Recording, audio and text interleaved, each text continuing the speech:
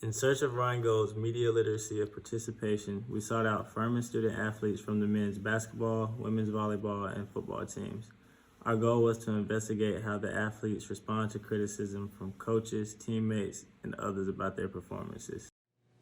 Yeah, so the way I take criticism from my coaches, when they tell me something, I take it more as like a command, as like something I have to do. You know, it's not really where my input is necessarily welcome in that situation. A coach's criticism probably has the most positive effect on me, just because it's kind of their job. They want to help you get better. They're trying to make you a better player, so it's usually constructive criticism. Blocking, decision and execution, aggressiveness, okay? Come on, let's go. Here we go, guys, come on. When my coaches criticize me, it's always from a point of love and respect. They never try to demean me, but they always just try to make me the best player I can be. So I just take that internally as just me trying to be a better person and a better player, no matter where they're correcting me at, no matter if they're correcting me in my schoolwork or on the court. So I just take it as, what am I doing wrong and how can I get better? The coaches in college obviously want me to do my very best and want the best for me, but I take it a lot more personally when I see it from my coaches. A lot of the times it makes me feel really bad and think that I suck at my position, but I know in hindsight that most of the time it's for the best in me.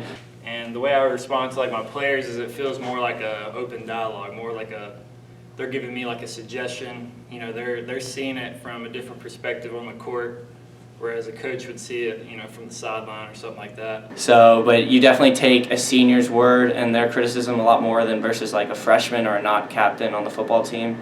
Freshman tries to criticize you. It's kind of just like they feel like you don't know their place, and it's just hard to relate to them. So I definitely take criticism a lot more if it's a senior or a coach on the football team versus a freshman or someone outside of the football team. Also, it's the same thing with my teammates. My teammates, we all want us to see individually and collectively. So whenever my teammates criticize me, I know that they're just trying to help me see what I'm doing wrong. And I know I'm open to do that with them too. So it's like kind of just like a brothership. Also from teammates, when you get criticized from a senior on the football team, it kind of makes you feel good and bad at the same time. It's good because you realize that a senior is looking out for you, but then it also makes you feel bad because you're like, oh, I did something wrong. With my family, you know, I always get real good advice from my family.